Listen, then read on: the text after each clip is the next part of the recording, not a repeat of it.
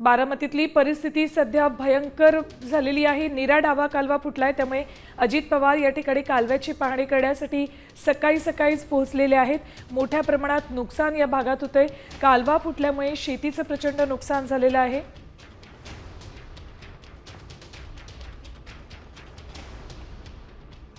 बारामतीमध्ये नीरा डावा कालवा फुटल्यानंतर मोठ्या प्रमाणात पाण्याचे लोंढे शेतांमध्ये आणि घरांमध्ये घुसले। यामुळे संसारोपयोगी साहित्याचं तर नुकसान झालंच आहे, पण शेतीचंही प्रचंड नुकसान झालेलं आहे। जोरदार बॅटिंग पावसानं बारामती शहरामध्ये केली आणि ग्रामीण भागातही जोरदार पाऊस झालाय। त्यामुळे अजित पवार पाहणी करण्यासाठी सकाळीच पोहोचलेत। नीरा डावा कालवा फुटलाय, त्यातून अजूनही पाणी वाहून जातंय।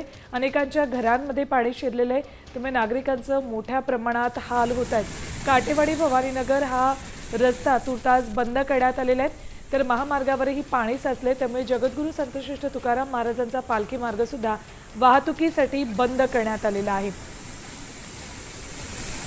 काल नीरा डावा कालवा फुटल्यानंतर कसे पाण्याचे लोंढे वाहत होते त्याचे दृश्य, तर आजही कालव्यातून पाणी बाहेर येते आणि ते अनेकांच्या घरांमध्ये शिरलेलं आहे। कालची आणि आजची ही दृश्य, तर आत्ताची नेमकी परिस्थिती काय आहे सांगतात आमचे प्रतिनिधी सागर आव्हाड।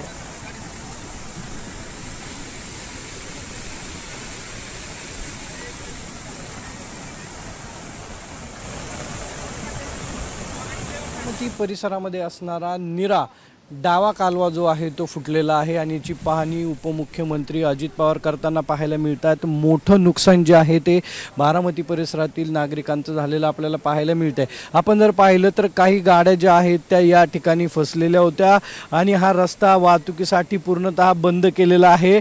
काल 4:30च्या सुमारास हा कालवा फुटलेला आपण पाहिलेला आहे आणि याच मुळे अनेक शेतीचं मोठ्या प्रमाणावर नुकसान झालेलं आहे आणि याची पाहणी अजित पवार करताना पाहायला मिळतात। काही सूचना ज्या आहेत त्या अधिकाऱ्यांना दिलेल्या आहेत आणि याच कालव्यातून मोठ्या प्रमाणावरती पाणी जे आहे ते वाहताना आपल्याला या ठिकाणी दिसतंय।